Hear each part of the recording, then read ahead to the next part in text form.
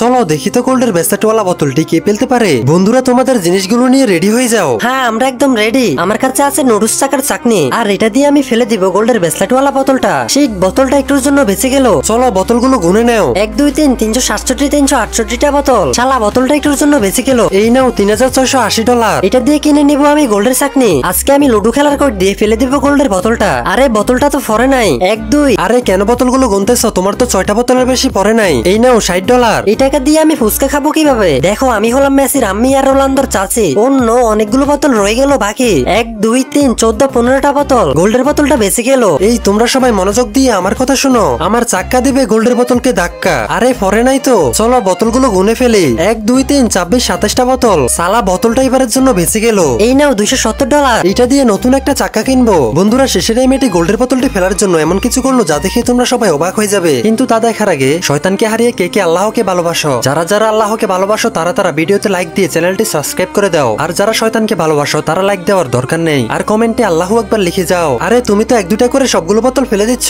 হ্যাঁ এটা হলো আমার জাদুর জিনিস। দেখো এটা ফেলে দিয়েছি না।